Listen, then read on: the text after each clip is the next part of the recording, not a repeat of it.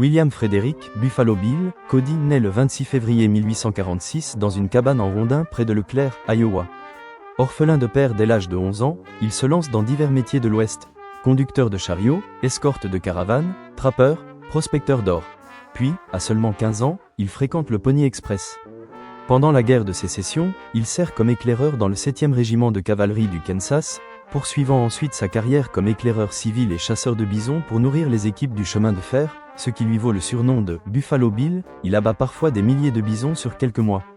À 26 ans, à Chicago, il commence à jouer son propre rôle dans des reconstitutions théâtrales, avant de fonder en 1883 son propre spectacle itinérant, Buffalo Bill's Wild West. Cet événement grandiose mêle courses de chevaux, rodéo, démonstrations de tir, reconstitution de batailles indiennes, et met en avant des figures célèbres comme Sitting Bull ou Annie Oakley. Le show devient un phénomène international, jouant devant la royauté européenne, dont la reine Victoria, et attirant des millions de spectateurs lors des tournées en Grande-Bretagne et sur le continent entre 1887 et 1906. Parallèlement, Cody se révèle un entrepreneur visionnaire. Il investit dans le journalisme, l'hôtellerie, l'irrigation, le développement minier et les débuts du cinéma documentaire. Il s'engage aussi pour les droits des femmes et pour une représentation plus respectueuse des peuples autochtones, veillant à ce que ces spectacles engagent des Amérindiens pour préserver certaines traditions.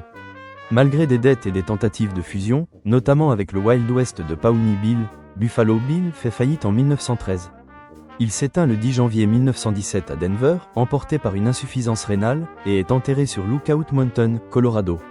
Son héritage est immense. Il a forgé l'image mythique de l'Ouest américain, rayonnant à travers ses exploits, son show et son engagement civique.